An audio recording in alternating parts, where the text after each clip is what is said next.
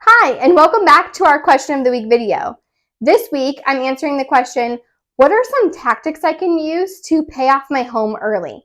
So for those of us that follow the Ramsey baby steps, we know this question comes from baby step 6, which is where my husband and I are at. We're on baby steps 4, 5, and 6, and we're really focusing on getting the house paid off. So I think I'll just share what we do, and maybe that would be helpful to you. And if anybody else out there is on baby step 6 and wants to share in the comments, that would be great.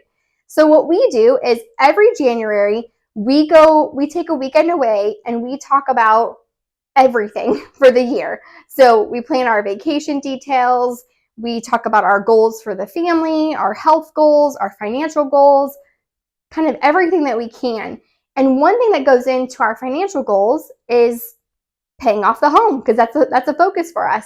And so we start with running a debt snowball on it. And we do that with a couple different scenarios. So we first run the debt snowball with paying the minimum payment. Even if that's not what we're paying, we just want to see if we were only paying the minimum, how long would it take us to pay it off? And then we run it with paying what we're paying right now. And then we add $100 or $200 to it. And we just see, what does that do to the debt snowball? How soon can we get it paid off? And then we do a stretch goal and we say, okay, if we want to get it paid off in 2 years, what does that look like? How much do we have to throw at it to get it paid off that soon?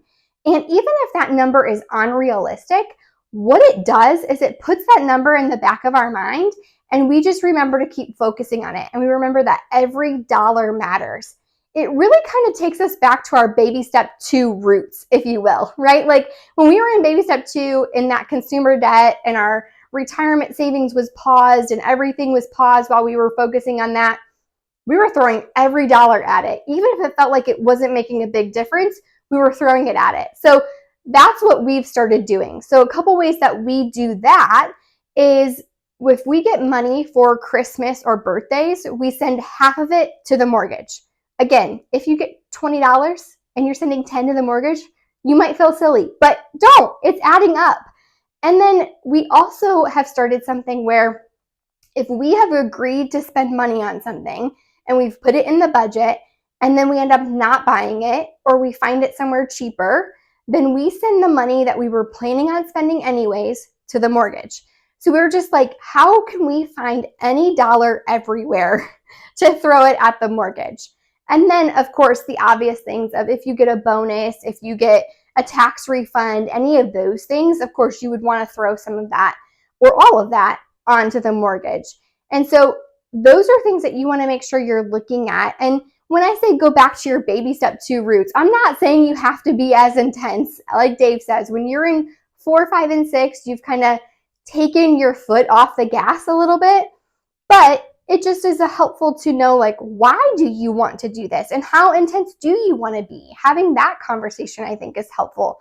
For us, we have some other goals that we would like to pay cash for, and having the mortgage paid off is going to be really helpful to help us to save up for those other goals. So for us, it's okay to be intense in those ways and throw that extra money at the mortgage. So I hope these ideas were helpful. Again, if you have other ideas, please share them with us in the comments. If you did find this helpful, please consider sharing it with a friend.